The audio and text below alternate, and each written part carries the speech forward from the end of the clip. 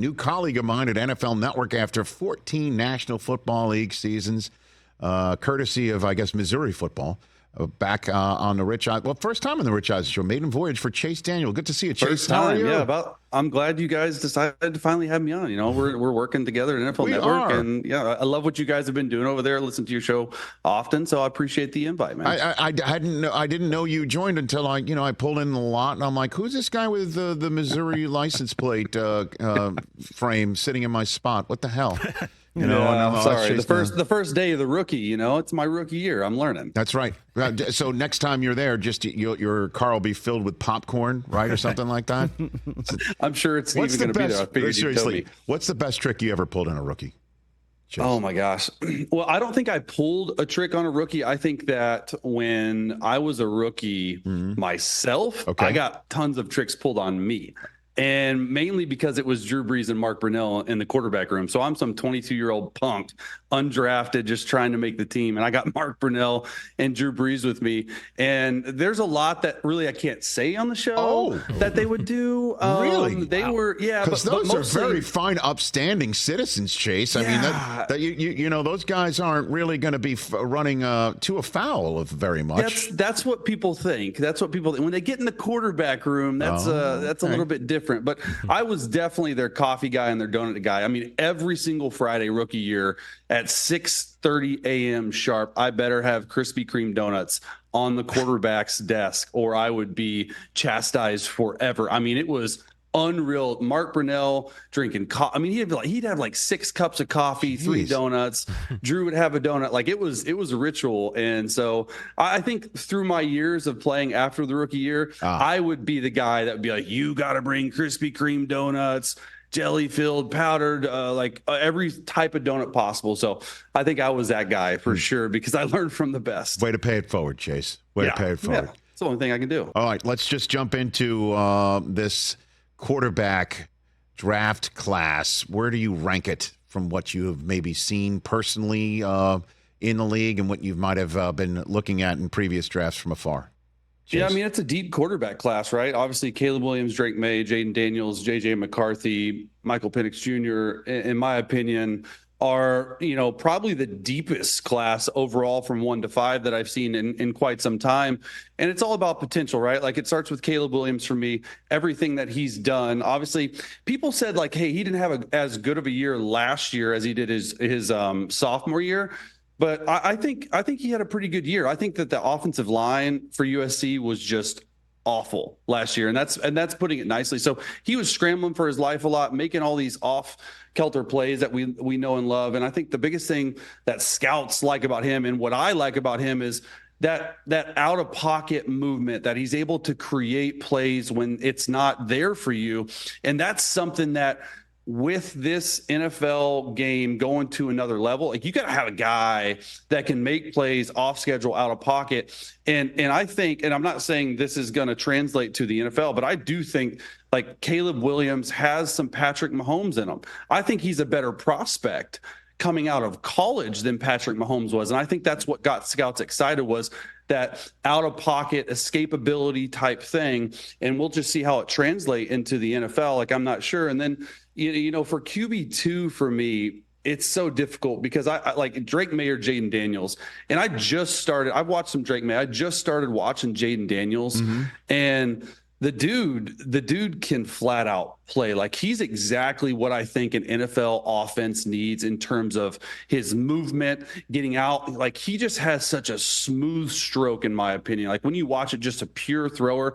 Now, he's played a lot. He's played 5 years or 6. He seems like he's been around forever.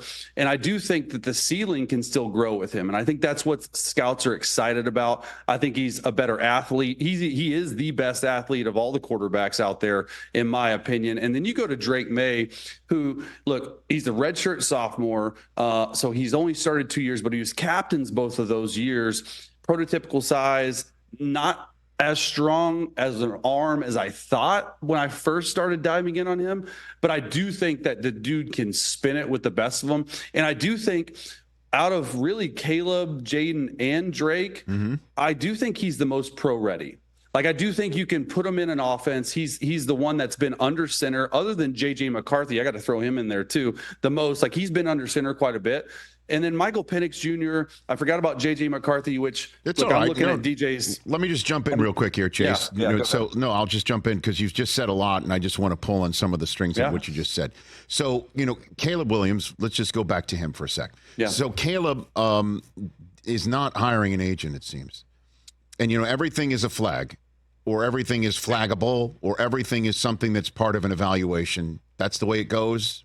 And, it's unfortunate, certainly in this day and age, where every single thing anybody says winds up on your phone and you see it and you believe it and what have you. But this is a fact. And so when you hear that, what do you think of? Well, to me, when I hear of a prospect he's going to go number 1 overall, I think, if Chicago decides to pick.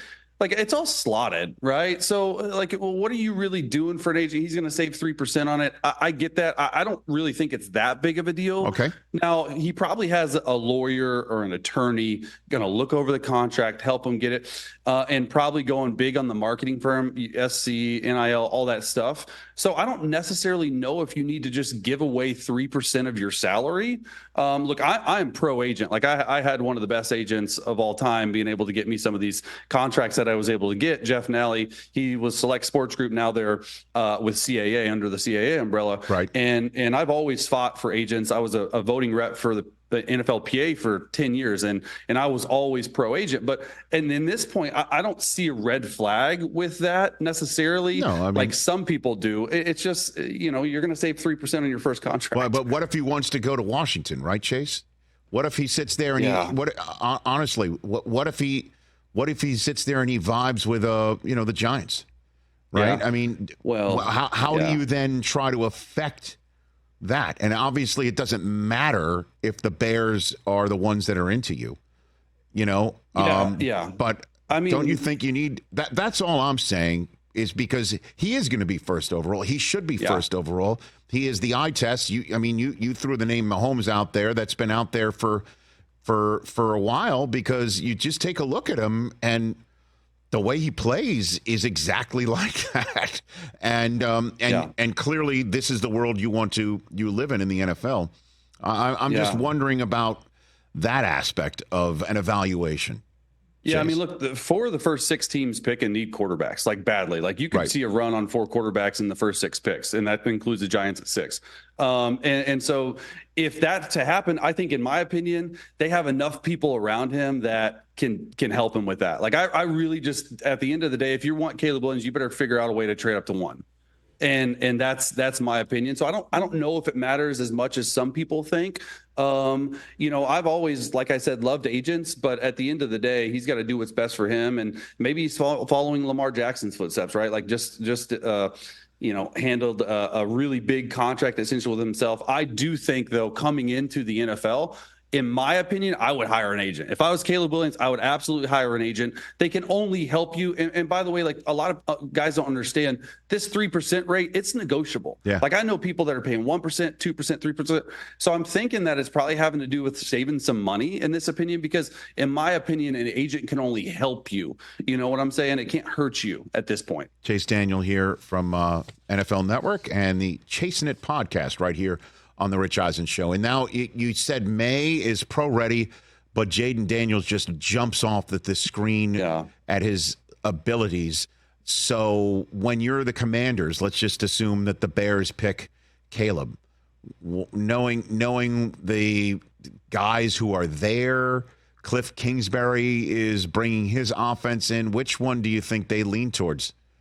I think they probably lead toward Jaden Daniels, because you saw Cliff when he got hired. He's like, you got to have a guy that can move and can run with the best of them and escape the pocket in this day and age of the NFL. And especially you look at what Kyler Murray did with Cliff Kingsbury, and that's the type of offense he runs. He runs the run and shoot. He runs the Patrick Mahomes style offense, obviously, when he was at Texas Tech coaching them. And so I do think that this guy right here, Jaden Daniels, I think he's got an ability to be really special, Rich, and it's really cool to watch. And I haven't watched a ton of tape, but I was there in person when he came back and led that comeback victory against Missouri at Missouri, and the dude threw for like 400 some odd yards. I'm like, who is this kid? This is the first time I'd really heard of him, and I was there in person on homecoming, and I'm like, what are you doing? No, because we're winning, and if we win that game, we're probably in the college football playoff. If I'm being honest with you, and so that was my first time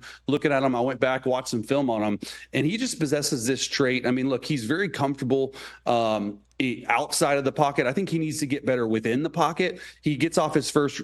He doesn't get off his first read as fast as I'd like, but I think everyone is reaching for this potential, right? And I think his potential could possibly be on like a Caleb Williams type level if he enters the right offense with the right coaches. Chase Daniel here on the Rich Eisen Show.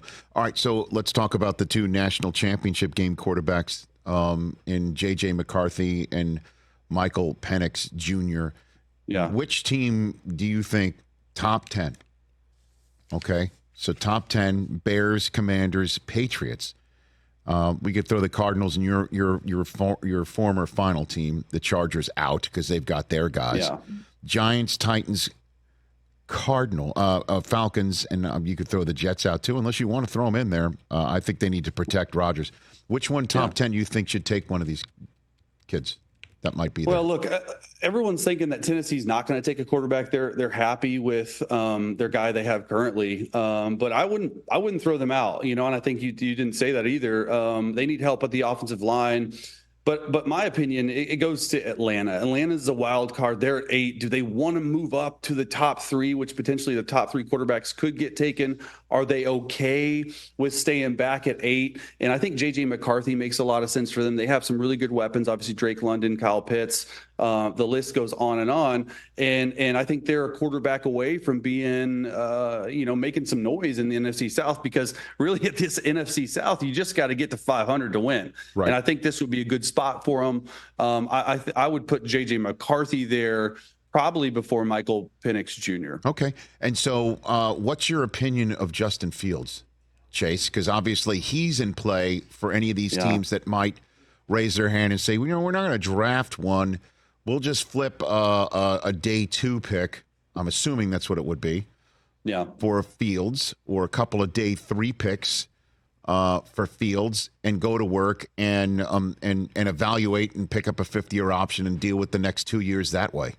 What do you think? Yeah, I mean, I personally love Justin Fields. Like, I do a breakdown show on my YouTube page, and it's just breaking down quarterbacks and going through the all 22 and showing. And I just think the growth that he has shown from 2 years ago to now, and an offense that really wasn't running his style of an offense until the last part of this year, I think he balled out. I think that everyone around him got better. I think that he's going to have a huge trade market because he is one of the top 20, 22 guys in the NFL. He could go to Atlanta. The Patriots could sneak in. I know Russell Wilson, the Pittsburgh rumors, like Pittsburgh could jump in there. Or in my opinion, I think he'd fit really well with the Raiders. Go back to Luke Getsy. Go back to where you did, because I think Luke really built the offense around him finally once he found out his skill set.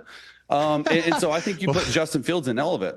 Well, I mean, I laugh because I don't know. When you think, didn't he say Getsy's scheme made him robotic? Didn't that happen? Yeah. You know what I mean? Well, it did. And I think that if you watch the first five games of this past season, he was robotic. They're running an under center play action style offense that doesn't fit Justin Fields whatsoever. Justin got that 2-game stretch where he threw 8 touchdowns, got hurt, came back, played really well, and the offense completely changed. He finally started running a style of offense, like a Jalen Hurts style of offense, that really fits him. So you got to look at all the pieces. I mean, all of it makes sense. I would love for the Vegas Raiders to be in it. I mean, Atlanta. I mean, you look at that's in my opinion. You got to look at this draft. I still think there's a possibility that the Bears could trade back and get a haul and keep Justin Fields, or maybe you pick Caleb Williams, let him sit. And there's so many different scenarios that could happen with Justin Fields. All I know is Justin Fields will be starting for one of these teams come next September. Yeah, I mean, if the Bears take Caleb, there's no way they sit him. To be straight up with you, Yeah. but I understand. Yep. I understand that you're throwing a whole bunch of stuff out there that could happen. I mean, trading down, get a haul, and then add Marvin Harrison Jr. to the mix with DJ Moore for Justin Fields, and keep on building that way. And then you got the 9th overall pick in your back pocket, still to add maybe on defense or the line. I mean, there's so many ways to go, but. You are of the mindset that Caleb Williams is the unicorn of the draft, Chase? Yeah, I mean, I do think so. Okay. I think that just on the past 2 years alone and what he's been able to do, I do think he is the unicorn, as you said. I like that term. And look, people want to say he had a bad year last year. He threw 30 touchdowns, only 5 interceptions. 3 of those interceptions came against Notre Dame. The dude didn't turn the ball over. Now, I think he needs to be better within the pocket. I think he needs to be better trusting his reads. And I do think that you can't just be in shotgun all the time. This dude was in shotgun almost every single snap. That's a big deal. That's not being talked enough about with a lot of these. Because I remember when I first got in, I was in shotgun every single snap of my Missouri career. And it took me 1.5 years, 2 years to get used to a 5-step drop under center, or an under center exchange, or play action under center. All this stuff needs to work through it. And I'm sure he's working on it right now with his trainers getting ready for the draft. Last one for you, Chase. You obviously know Justin Herbert pretty well. So how do you think I think he's going to work well with Harbaugh. So let me ask you this question. Yeah. Why has it been a struggle for Herbert to just light it up, throw deep, slice up a defense vertically? It just seems at times it was just a struggle for somebody who seems to roll out of bed with such an uncanny ability to have a big arm, and it just never really materialized, Chase. Yeah, and I think you look at it a couple ways. I think that Keenan Allen and Mike Williams are amazing receivers. None of those guys are deep play threats, right? His really deep play threat was Jalen Guyton the last 2 years. So you go out, you draft Quentin Johnson. You're going to probably draft. I mean, I'd love to see them pick a receiver at 5. I mean, Malik Neighbors, when I'm watching this this film of Jaden Daniels, he completely sets himself apart, in my opinion, as receiver 2 behind Marvin Harrison Jr. But you go back and you look at it, and he's been hurt the past 2 years. Huge rib injury in my last year there, which was 22. Yep. And then as you know, you've covered the game long enough, anything with ribs on a rotational athlete as a thrower, it's going to mess you up, man. It really is. It hurts to even do it. And he was probably hurt a lot more than he let on, and some people let on. And then last year, the 2 finger injuries. I mean, even though it's on your offhand, you fracture your finger, and then you hurt your other throwing finger, and you have surgery. I was just texting him. He's like, I'm finally able to play golf because I got both my hands back.